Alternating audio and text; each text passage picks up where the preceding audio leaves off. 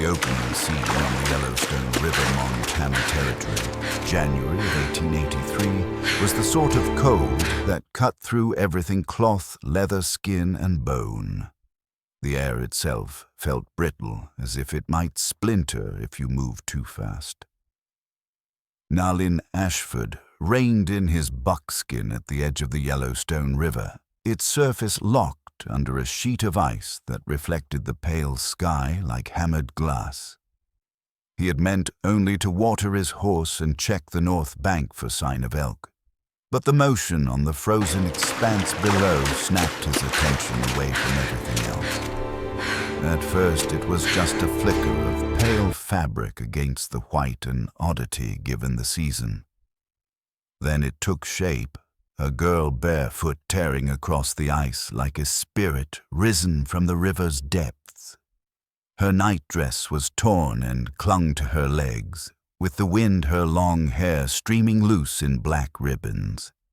Even from here he could see the raw red of her feet, the way each step left a dark smear on the frost.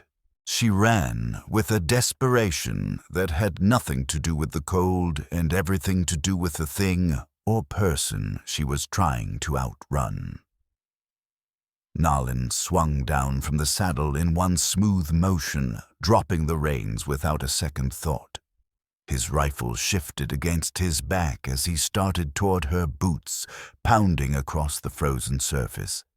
She was halfway over when she stumbled, her palms smacking against the ice with a dull crack. She caught herself, tried to rise, and kept running, breaths coming fast and ragged, clouding the air in frantic bursts.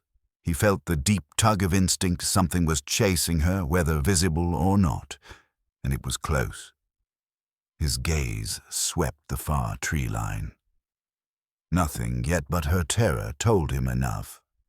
He reached her just as her knees gave way again, catching her against his chest before she could sprawl fully onto the ice. Her skin was shockingly cold through the thin cotton, her lips tinged blue, her eyes wide and glass bright with fear. "You're safe now," he said, voice low and steady, though his jaw was tight as a trap spring. He shrugged off his heavy wool coat and wrapped it around her shoulders, tucking it in close. For a heartbeat, she just clung to his shirt, trembling, her gaze darting past him toward the far bank. There were two men, she breathed the words, catching, with rifles. I ran. That was enough for him. He didn't need names yet. He didn't even ask. Instead, he gathered her easily into his arms, her light frame pressing close for warmth. One arm secured her to him, the other kept him balanced as he moved quickly off the ice, his boots finding purchase where hers had not. The buckskin stood waiting where he'd left it, ears flicking at the smell of frost and fear in the air. Bringing her to safety, he swung her up into the saddle, first settling her against the pommel before mounting behind. His arm circled her waist, anchoring her to him as the buckskin started up the snowy trail. She didn't speak again, not on the long ride upriver, but he could feel the shudder of her body against him, the deep tremors that came not just from cold, but from whatever had chased her onto that ice. He adjusted his coat tighter around her and urged the horse into a steady lope. The trail wound through dense pine, the branches heavy with frost, the air sharp enough to sting the lungs. 3 miles upriver, tucked deep into a thicket of evergreens, stood Nalin's cabin, a rough-hewn structure built for function more than charm, but it was solid and stocked for storms. When they reached it, he swung down and caught her before her bare feet could touch the snow. The door banged open under his shoulder, and they stepped into the warmth of a fire he'd banked before leaving. He set her on the bearskin rug near the hearth, heat licking at her skin as she curled in on herself. A wool blanket came off the cot and around her shoulders, his hands firm but careful. "Keep this around you," he said, crouching to stoke the flames higher. "I'll get water." She nodded, her eyes never leaving him as he moved, eyes that were stormy gray, framed by dirt and dried blood smudging her face, and too old for her years. When he handed her a tin cup, her fingers trembled around it. "My name is Tessa Sutton," she murmured. "Tessa's story and Nalin's decision." Nalin crouched beside her rifle within easy reach, listening as she spoke between sips of water. She told him she'd come from a farm east of here, lured by a man who claimed he needed help raising his 2 children. The truth was a cage, a locked root cellar, days counted in darkness. Meals rationed with the smug claim she owed him for food and shelter. She had tried to take the children with her once before, but had been caught, struck, and forced back underground. This morning she'd tried again. She got away alone. Her mouth tightened as she said it, shame threading her voice. "He hurt you?" Nalin asked. She nodded once, but not as bad as he meant to. "The children, I left them. I had no choice." He studied her for a long moment, then asked, "Where's the farm?" She pressed a hand to her temple, thinking. "South, maybe 5 miles. There's an old windmill by the barn. You can see it from the river bend." That was enough. He rose, the decision already set in his bones. When she saw him take up his rifle, she tried to stop him. "You don't know what kind of man he is." His eyes were flint. "I know exactly what kind, and I'll bring them back."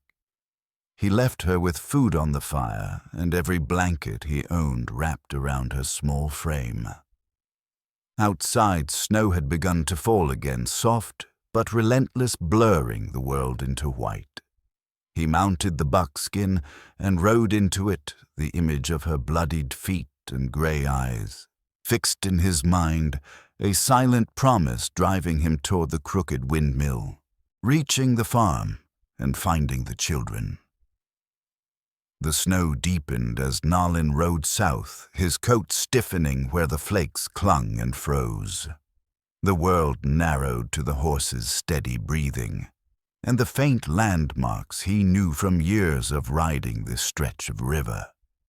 The crooked windmill rose out of the whiteness just where Tessa had said it would, its blades half broken, creaking in the wind like an old hinge.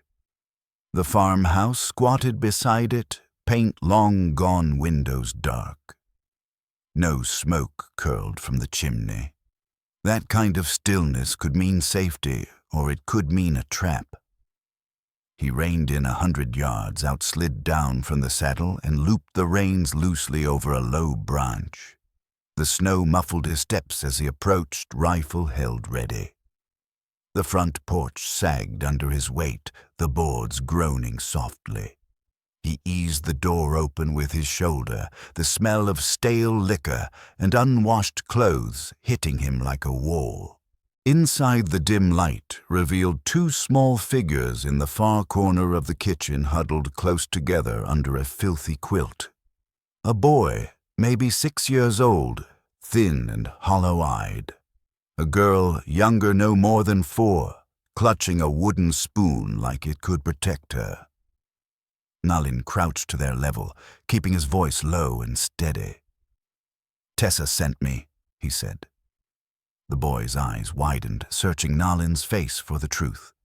After a moment, he gave the smallest nod. "She tried to take us," he said, voice barely more than a whisper. He hit her with a shovel. Nalin's grip on his rifle tightened. "Where is he now?"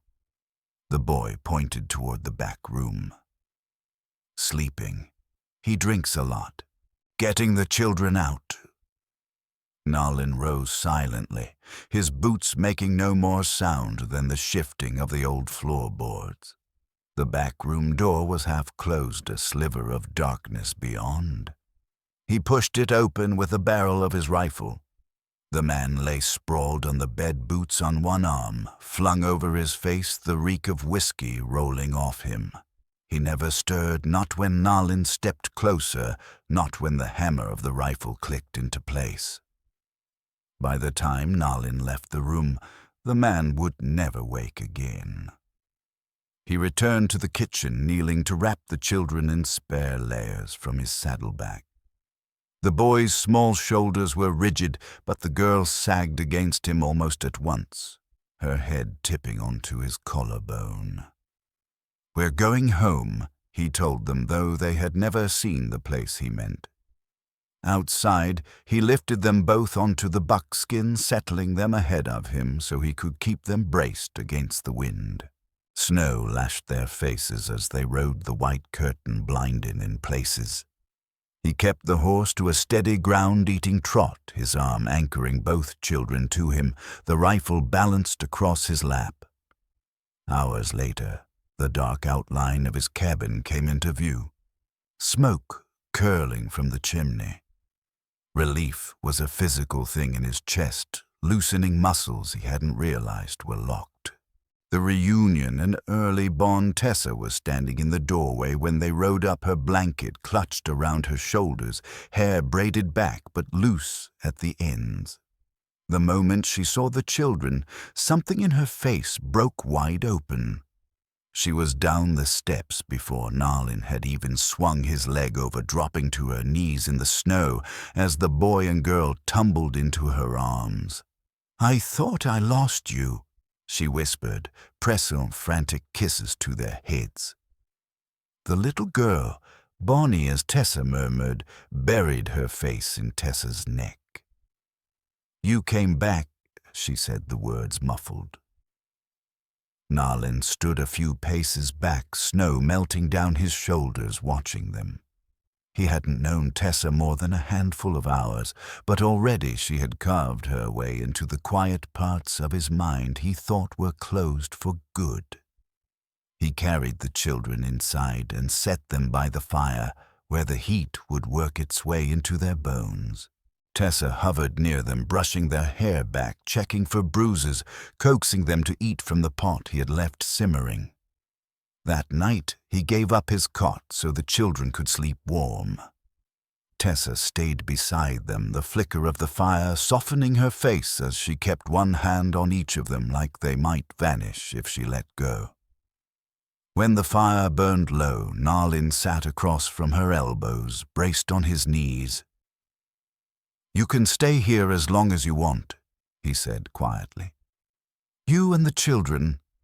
She looked at him over their heads, her eyes steady despite the exhaustion. "You hardly know me." His answer came without hesitation. "I know enough." The room settled into a silence that wasn't heavy, just full of warmth of unspoken things of the fragile new bond between strangers who had shared a dangerous day. Outside, the snow kept falling, but inside the cabin held its own small circle of safety. The next morning and first shared work, dawn broke pale and cold, the kind of winter morning where the air outside bit like a blade. The cabin was still warm from the night's fire, the scent of wood smoke mingling with the faint aroma of oats from the pot Tessa had set near the coals. Nalin pulled on his coat and stepped into his boots without waking the children.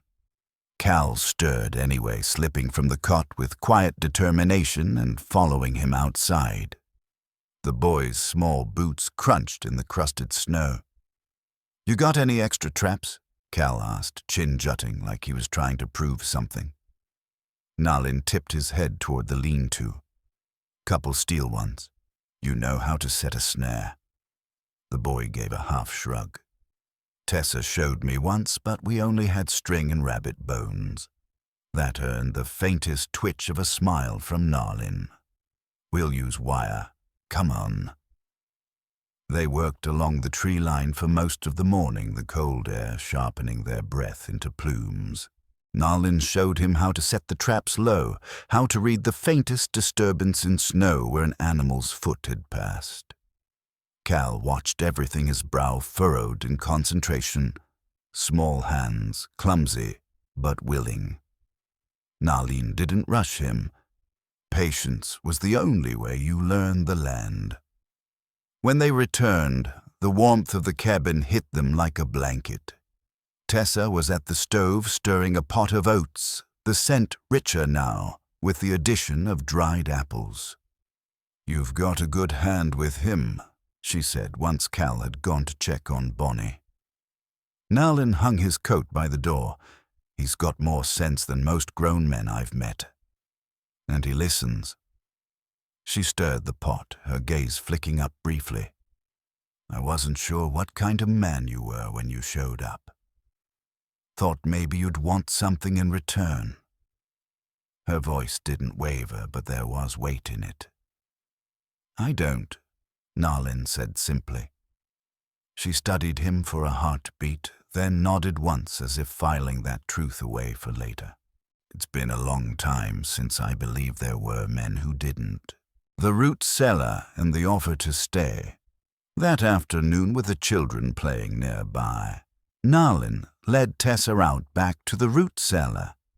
The door was warped but solid, and the air inside was cool enough to keep the jars stacked on the shelves from spoiling.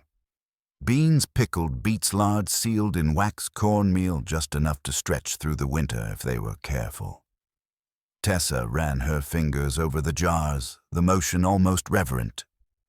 "Will this be enough for the winter?" "Just barely," Nalin admitted. "Got traps out for hare and fox. If the river doesn't freeze too deep, I can still pull trout." She turned to him, her expression steady. "I can help. I know how to dress a bird. Mend lines, split wood." His mouth curved slightly. "I saw you cross a river barefoot in January. I don't doubt you can do anything you set your mind to." That night, as dusk deepened, Tessa sat by the fire with Bonnie curled in her lap. Cal leaning drowsily against Nalin's side. The boy's head lolled as he drifted toward sleep, and Nalin adjusted his arm so the child wouldn't tip over. "You've been out here long?" Tessa asked quietly. 5 years, he said. "Built the cabin after my brother died. We came out west together. He was going to buy cattle, start a spread. Never got the chance." Her eyes softened. "I'm sorry. He died in a flood.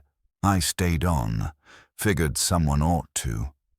He didn't say the rest, that the land was the only thing that had made sense after everything else had washed away, but from the way she looked at him, he suspected she understood without needing the words, caring for Tessa's injuries and the shift in trust.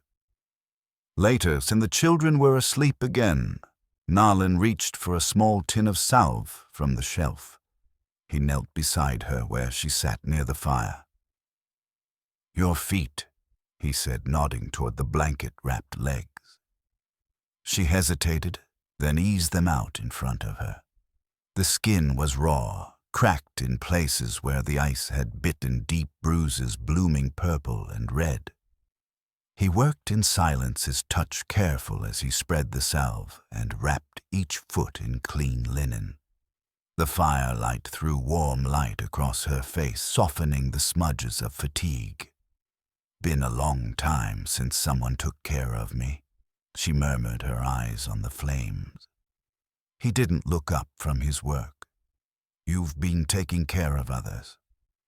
Someone ought to return the favor." Her gaze lifted to him, studying the set of his jaw, the focus in his hands. "You never ask for anything," she said. "I want peace," he replied after a moment. "Not many places to find it, but I reckon this is one." She leaned back against the hearth, the heat seeping into her bones. "Then we'll protect it together." He looked up, then meeting her eyes, steady sure. And in that quiet exchange, something shifted. Not just survival, not just shelter. A fragile thread of trust had taken hold between them, one neither of them was ready to name yet, but both knew was there, starting the garden and building the fence. By late February, The worst bite of winter had begun to loosen its hold, though the morning still came wrapped in frost. The sky was brighter now, and the snow, while stubborn in the shaded places, had thinned enough to reveal patches of dark, thawing earth. Tessa took to the small clearing behind the cabin with her sleeves rolled past her elbows, wielding a flat-bladed hoe like she'd been born to it. The soil was stiff, resistant from months of cold, but she worked steadily, coaxing it loose with each firm press of the blade. Her palms had already blistered red-rimmed from the strain, but she didn't seem to mind.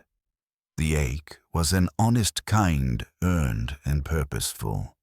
Bonnie sat nearby on an overturned bucket, humming an off-key tune to herself as she sorted pebbles into neat piles according to color. Every so often she'd hold one up for her mother's inspection, and Tessa would smile faintly, tucking a strand of hair behind her ear, before returning to the soil. A short distance away, Nalin was fitting new cedar rails to the fence line. The rhythmic thud of his mallet was steady, deliberate, each spike driven with a precision that came from years of building things meant to last. Cal shadowed him, keeping quiet unless asked to hand over a tool. The boy's eyes tracked every movement, committing the work to memory. "You think it'll hold a goat?" Cal asked after a while, leaning against one of the posts. "Depends on the goat," Nalin replied without looking up. "Some will climb like cats if you let 'em." From the garden, Tessa straightened, resting her hoe against her shoulder. "You planning on bringing livestock all the way out here?" "Only if we stay through next winter," Nalin said. She didn't answer right away. The wind moved through the pines, carrying the faint smell of thawing sap. Then she wiped her hands on her apron and crossed to where he stood. "I've been thinking about building something beside the cabin, a lean-to for tools, maybe a shelf for drying herbs." Nalin looked at her hands, roughened already by work, then at her face, tired but steady. "I can help with that," he said. "I know," she replied, a flicker of a smile passing across her face before she turned back to the garden. And though the air was still cold enough to bite, there was warmth in the space between them. The box of herbs and a memory of her mother, that evening after the children were tucked in with a steady crackle of the fire, keeping the chill at bay. Tessa went to the root cellar. She'd been organizing the jars earlier that week and had noticed a small tin box shoved toward the back of the shelf. Now she brought it inside and set it on the table. When she pried the lid open, a few crumpled packets of dried leaves spilled out, some labeled in faded pencil, chamomile, yarrow, birch bark. She held one up, squinting at the writing. "You keep these for trade." Nalin, sitting back in the worn rocking chair with his boots crossed at the ankle, shook his head. "My brother kept them. Said a man ought to know how to treat a fever when no one's around to help." She turned the packet over in her fingers. "My mother used to make teas for everything, sore bellies, toothaches, even nightmares. Said the land gives you what you need if you treat it right." "You miss her," Nalin said, not as a question. Every day, she admitted softly. She had a way of seeing people not just what they said, but what they carried. Her gaze dropped to the leaves in her hand. She would have liked this place. Nalin leaned forward slightly. "She'd be proud of you." For a moment, the fire's light was the only movement between them. Tessa closed the tin, her fingers lingering on the lid. "I've been thinking about the land south of here," Nalin said after a pause. "Low slope, plenty of water. Could build another structure come summer, something with rooms." Her brow lifted slightly. "Rooms for what?" "For space," he said. "For Cal and Bonnie. For you." She hesitated, the quiet stretching between them. And for you, he met her eyes. I'd like that. Her fingers brushed across the table toward his rough against rough. I never thought I'd have a choice again, she said. But I do now. You do, he said, and left his hand under hers, choosing to stay. The kettle hissed softly over the fire, steam rising in curling ribbons. Nalin rose to take it off the heat, but he didn't let go of her hand until he had to. Later, as the cabin settled into the deep stillness of night, Tessa stood in the doorway to the children's room. Her braid had loosened at the ends, and the hem of her dress brushed the floorboards.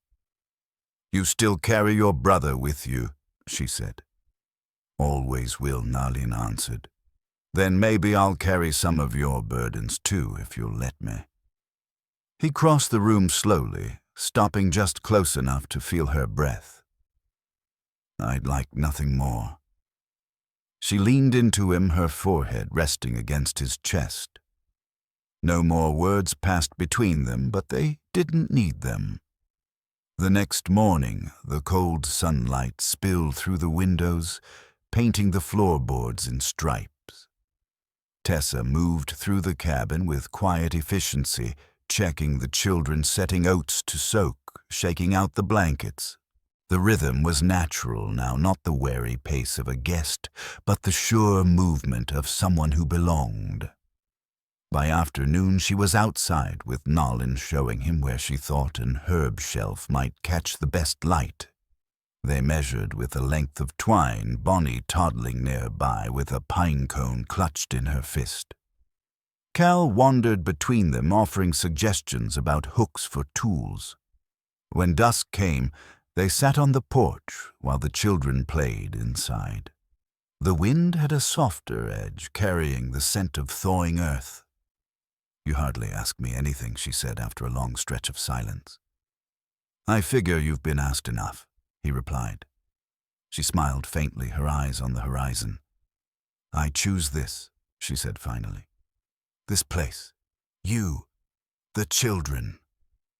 I choose it all." And in the slow burn of that moment, with the sky bleeding into night and the fire crackling behind them, the decision was sealed not in ink or law, but in the shared certainty of two people who had finally stopped running, learning to shoot. The thaw had reached that in-between stage where the snow still clung in the shaded hollows, but the air no longer carried winter's bite. It was in this almost spring light that Tessa asked him, her tone careful. "Would you teach me to shoot?" She stood by the porch post, her braid falling forward over one shoulder, her hands folded tight enough to whiten her knuckles. "For protection," she explained when he looked at her. "For knowing I could if I had to. I don't want to be helpless again." Nalin's gaze held hers for a moment before he nodded. "We'll start tomorrow." First light. The morning broke crisp and pale. The river, still edged with plates of ice, hissed softly as chunks floated downstream. Nalin stood beside her in the clearing behind the cabin, an old revolver in his hands. He showed her how to grip it firm, not strangling, elbows loose enough to take the recoil. "Your stance is good," he said, stepping behind her to adjust the set of her feet. "Don't fight the kick. Let your arms give with it." The tin can they'd set on a stump 20 feet away glinted dully in the sun. Tessa took a breath, let it out, then squeezed the trigger. The shot cracked the air, the smell of powder drifting on the breeze. The bullet struck the edge of the can, knocking it sideways. Cal let out a low whistle from his perch on a nearby log. "You'll make a fine shot," Nalin told her. She handed the revolver back with steady hands. "I don't plan to use it, but it feels different knowing I can." That afternoon, while Bonnie napped, Nalin saddled his horse. He'd promised Tessa he'd ride north to check the trap lines and see if the Indian agent at Fort Parker had heard of any settlers moving closer. She packed him jerky cheese wrapped in cloth, and when she thought he wasn't looking, slipped a folded note into the bundle.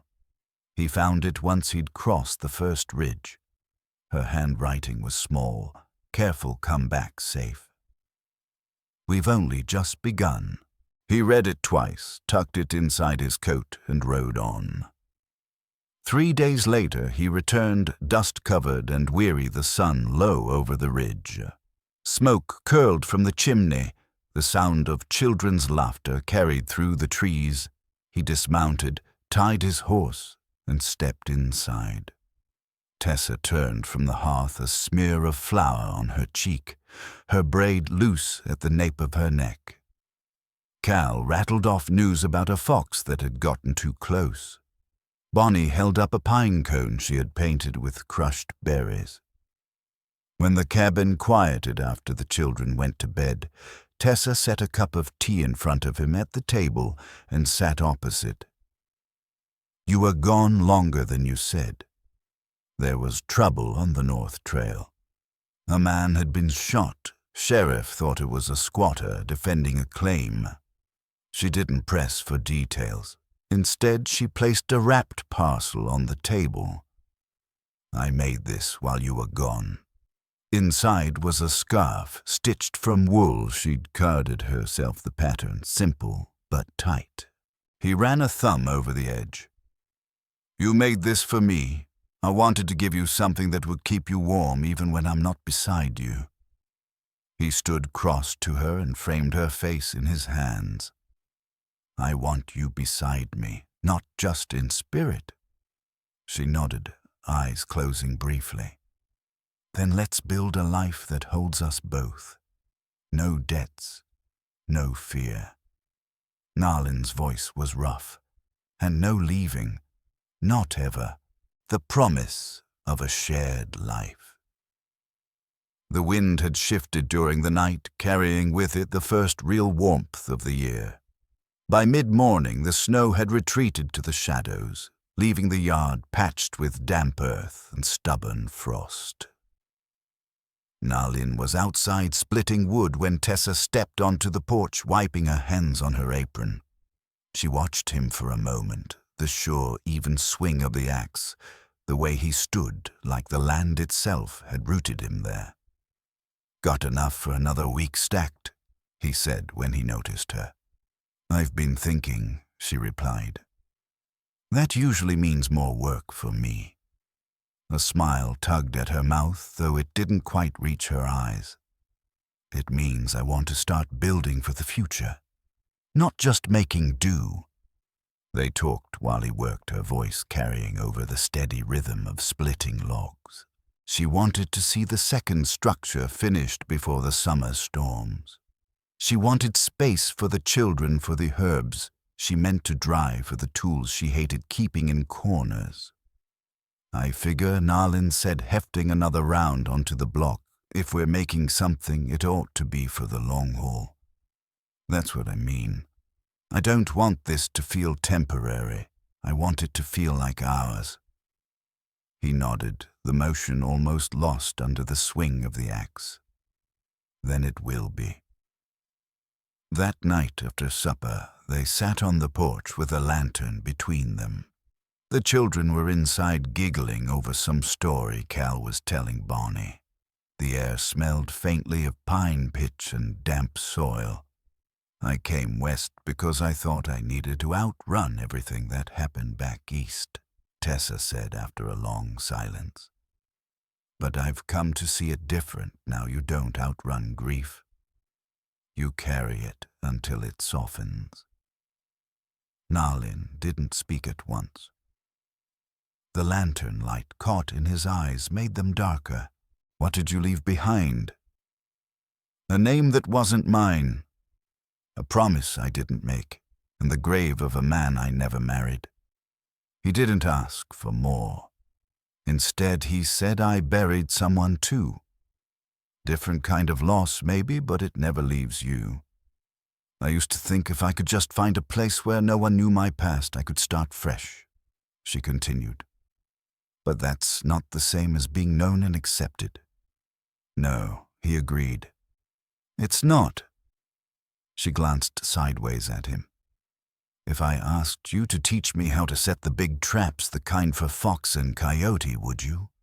He smiled faintly.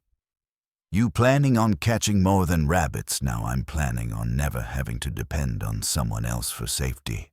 Then I'll show you. The conversation tapered into comfortable quiet. From inside, Bonnie's laughter rang out again. Tessa leaned back against the porch post, looking toward the dark sweep of pines. I want this to last, she said softly. It will, Nalin answered. In the glow of the lantern, the promise settled between them, not sealed with ceremony or signatures, but with the slow, deliberate choice to keep showing up for one another, day after day. No leaving. By the time the first wild onions pushed through the damp soil near the creek, the yard behind the cabin had transformed. The skeleton of the new structure stood solid, its roof already tarred against the coming rains. Cal had helped with the beams. Bonnie had learned to walk steady across the fresh pine floorboards. Tessa hung bunches of sage from the rafters, their sharp scent filling the space. One evening, after a long day of work, they all ate together on the porch stew from the pot fresh bread cooling on the railing. The sun slid low, staining the tops of the pine gold. Cal leaned against the railing, talking about how he and Nalin had driven off a fox from the chicken coop. Bonnie clambered onto Tessa's lap, sticky-fingered from honey. When the children went inside, Tessa stayed seated, her hands resting loosely in her lap. Nalin joined her, lowering himself into the chair beside hers. We've done a lot in a short time, he said. We've only just started, she replied. They sat in silence for a while, listening to the wind move through the trees. Then she said, You hardly knew me when you brought me here. You could have left me at the river that day. I wasn't going to leave you, he said simply. She turned to look at him, her expression unreadable. Don't ever. I won't. The weight of it hung between them, not an oath shouted, but a truth spoken quietly enough to mean it. Later that night, when the children were asleep, Tessa brought out the scarf she had knitted for him and looped it loosely around his neck. So you'll think of me when you're out in the cold, she said. I think of you anyway, he told her. She rested her hands on his chest, the firelight dancing over her face. Then let's make a rule. No leaving. Not for good. Done, he said, and bent to kiss her. Outside, the land settled into its night sounds, wind in the pines, the far-off call of an owl. Inside, they stood in the soft glow of the fire, the quiet wrapping around them like another kind of warmth. Whatever storms might come, whatever winters lay ahead, they had decided they would face them here together. Building the new house and Tessa's quiet certainty. By late May, the air had turned sweet with pine and damp earth, and the frost was finally gone from the mornings. The clearing behind the cabin bustled with work. Nalin and Cal dug post holes for what would become the second structure, more than just a lean-to. It would have 2 proper rooms, a loft for storage and space enough for Bonnie's crib. The thud of shovels biting earth and the scrape of metal against stone blended with the calls of meadowlarks overhead. Tessa stood barefoot in the soft grass watching them. Her apron was dusted with flour from the bread she had set to rise, her sleeves rolled to her elbows. In one arm, she held Bonnie, who gnawed happily on a strip of cloth and stared wide-eyed at the work. Cal's voice floated over the yard. "Will we have a cellar under the new place?"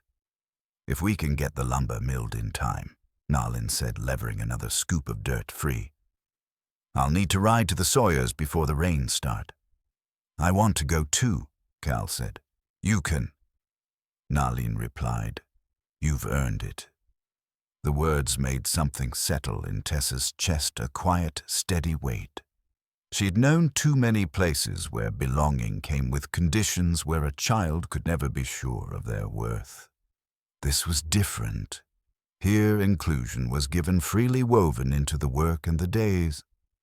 That evening after supper, she sat beside Nalin on the porch, her feet in his lap. He rubbed liniment into her arches, his hands steady and warm. The children had gone inside to draw on scrap wood with the bit of charcoal Cal had scavenged from the fire pit. "You never told me what you did before you came west," she said.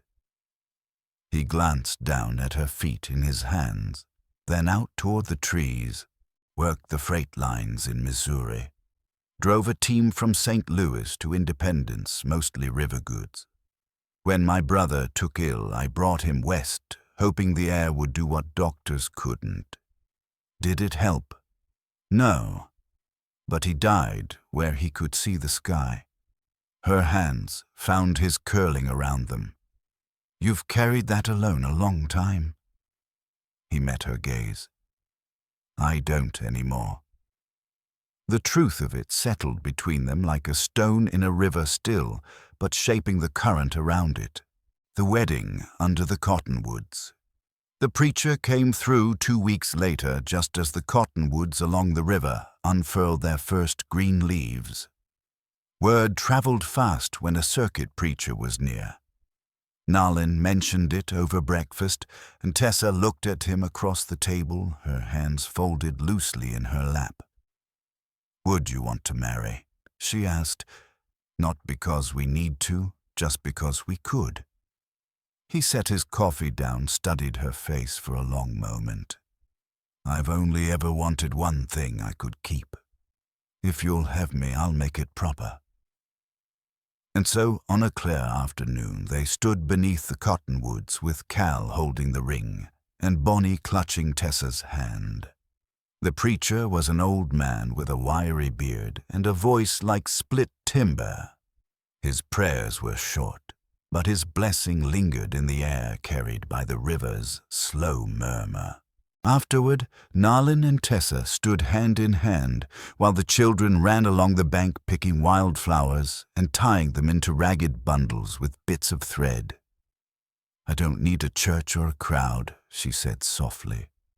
"But this feels whole." He kissed her, then slow and certain, the wind stirring the leaves above them. By late summer, the new structure stood finished, its roof tarred and sealed against the coming snow. Inside, the air smelled of fresh-cut pine. Tessa hung bunches of sage and mint from the rafters to dry. Bonnie learned to walk steady on the new floorboards, her small feet pattering from one room to the next. Cal spent his days helping Nalin notch beams for a smokehouse, his hands growing surer with every task. They took turns tending the garden, hauling water-mending gear. On Sundays, Tessa taught Cal to read from a worn book of Psalms. Her voice low and patient, Bonnie curled against her side. Evenings found them all gathered by the hearth, no fear between them, no hunger, just the warmth of a home they had built by choice and by hand. Outside, the days shortened. Inside, the light held, autumn reflection and new life. By early October, the leaves on the ridge had turned to fire, gold crimson and rust spilling down the slopes. The air smelled of wood smoke and the sharp tang of apples stored in the root cellar. One afternoon, Tessa found Nalin standing at the base of the hill behind the cabin, looking toward the ridge where the sun was just beginning to dip. "What is it?" she asked, joining him. "Just thinking how far we've come," he said. "And how much we've built," she prompted. He slid an arm around her waist. "And how much more we'll build." The first snow came late that year, soft and slow. They brought the goats and hens into the shelter, stacked firewood high under the eaves, and sealed the shutters against the wind. The children grew strong in the brisk air.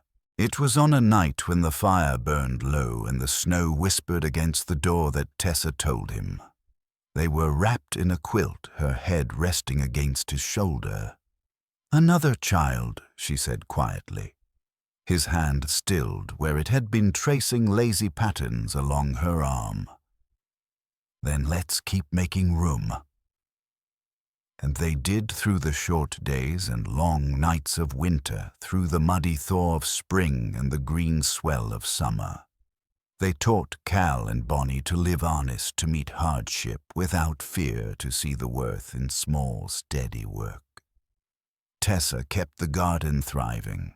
Nalin hunted and mended fences. The children learned how to grind cornmeal, how to smoke meat, how to read the sky for weather. The years bent around them like the river's curve, shaping a life neither had dared imagine back when she was running barefoot over the ice, and he was just a man with a rifle standing at the riverbank. Nalin never left again. Tessa never needed to run. And in the quiet hours, when the fire's glow softened the edges of the room and the snow fell thick enough to erase the world outside, they would lie close, remembering the frozen river, the desperate run, and the moment their two paths had met in the middle of that cold, bright expanse. Looking back on the journey, it was a late autumn afternoon, the kind where the light came in low and warm, filtering through the thinning branches to spill gold across the yard. The air held the faint, sweet smell of wood smoke from the chimney and the sharper scent of pine from the stack Nalin had split earlier that week. Tessa was kneeling near the herb shelf, tying bundles of dried yarrow with twine, when she saw him standing at the fence line, staring out toward the far ridge. She wiped her hands on her apron and walked to join him. The ridge was burnished by the setting sun, its slopes shadowed in purples and deep blues. "What is it?" she asked. "Just thinking," he said, sliding an arm around her waist. "How far we've come, and how much we've built." He nodded. "And how much more we'll build." She leaned against him, letting her gaze wander over the cabin. The second structure joined by the covered passage, the neat rows of the garden now resting for the season. The fence was tight, the livestock healthy. Cal was inside helping Bonnie fit wooden shapes together into the puzzle Nalin had carved last winter. The sound of their voices carried faintly through the open door. "You know, Tessa said there was a time I thought I'd never stay anywhere longer than a season." "You've stayed here," he said. "I have," she agreed, her smile small but sure. "And I want to keep staying." They stood together in the fading light until the chill began to creep in.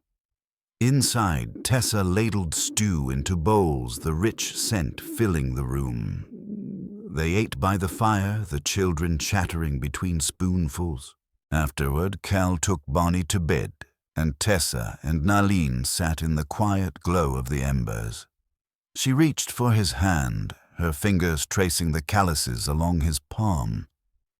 "I didn't think people like us got endings like this," she murmured.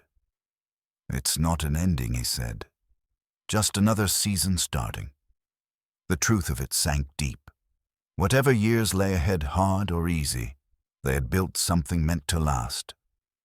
A life together. The first heavy snow of winter arrived overnight, blanketing the land in silence. When Nalin opened the door in the morning, the world outside was pure white. The pines bowed under their weight, the sky low and soft. Inside, the fire was already burning. Tessa had risen early to stir oats on the stove while Bonnie played at her feet. Cal was by the window carving a small wooden bird with the care of someone twice his age. They passed the winter much the same way they always had, working when the weather allowed, mending, teaching, telling stories by the fire. The days were short, the nights long, but the warmth in the cabin made time pass gently. When the thaw came, it brought rushing water to the creek and a flush of green to the hillsides. Tessa planted early, her hands quick and sure in the soil. Nalin mended the fence, checked the traps, and kept the roof tight against spring rains. The children grew Cal's shoulders, broadening Bonnie's laugh, carrying farther across the yard. Years layered over years, and the life they built deepened its roots. Floods came, and they hauled stones to shore up the bank. Droughts came, and they rationed carefully. There were nights when the wind howled hard enough to rattle the shutters, and mornings when the frost lay thick on the inside of the windows. Through it all they stayed side by side, hands worn but steady. Tessa never had to run again. Nalin never left. And in the rare quiet hours when the work was done and the children slept, they would sit together in the glow of the hearth. Sometimes they spoke of the past of the frozen river and the day their paths crossed. More often, they just let the silence hold them. One winter evening, years later, the fire burned low and the snow whispered at the door. Nalin sat in his chair carving while Tessa darned a pair of Cal's socks. Bonnie, now long-legged and nearly grown, was bent over a book. Cal, taller than his father, was mending a bridle strap. The room was warm with the scent of pine pitch and bread cooling on the table. Tessa looked up from her sewing and caught Nalin's eye. No words passed, but the quiet between them was full of years of work, of the deep, unshakable knowledge that they had found, against all odds, a place to belong. And when the seasons turned again, they would rise with the sun, tend the land, and carry forward the life they had made, not out of desperation, but out of the steady, deliberate choice to stay.